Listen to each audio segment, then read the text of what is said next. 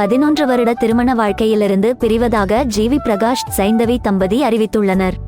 பள்ளி காலம் முதலே காதலித்து வந்த இந்த தம்பதி 2013இல் திருமணம் செய்து கொண்டனர். இவர்கள் மன நிம்மதிக்காக பிரிந்து செல்வதாக கூறியுள்ளனர். தனுஷ் ஐஸ்வர்யா தம்பதி சுமார் 18 வருட திருமண வாழ்க்கைக்கு பிறகு பிரிவதாக முடிவு எடுத்தனர். இவர்களுக்கு யாத்ரா, லிங்கா என்கிற 2 மகன்கள் உள்ளனர்.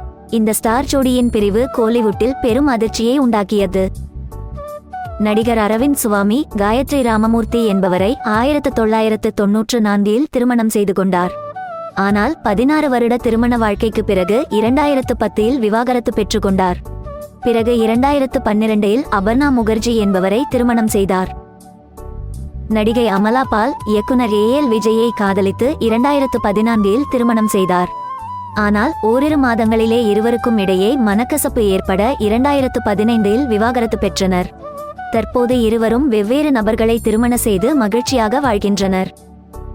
நடிகரும் நடன இயக்குனருமான பிரபு தேவா ராம்நாத் என்பவரை 1995இல் திருமணம் செய்தார். ஆனால் சில பிரச்சனைகள் காரணமாக 2011இல் இருவரும் விவாகரத்து செய்து கொண்டனர். நடிகர் பிரகாஷ் ராஜ் நடிகை லலிதா குமாரியை 1994இல் திருமணம் செய்தார். ஆனால் 2009இல் பிற தனிப்பட்ட காரணங்களால் லலிதா குமாரியை விவாகரத்து செய்தார். பிறகு 2010இல் நடன இயக்குனர் போனி வர்மாவை மறுமணம் செய்து கொண்டார். விஷ்ணு விஷால் தனது நீண்ட நாள் காதலியான ரஜினி நட்ராஜை 2011இல் திருமணம் செய்து கொண்டார். ஆனால் இருவருக்கும் இடையே ஏற்பட்ட மனக்கசப்பால் 2018இல் விவாகரத்து பெற்றுக்கொண்டனர். பிறகு 2021இல் ஜுவாலா கட்டா என்கிற பேட்மிண்டன் வீராங்கனையை திருமணம் செய்தார். பார்த்திபன் புதிய பாதை படத்தில் தன்னுடன் நடித்த சீதாவை 1990இல் திருமணம் செய்தார்.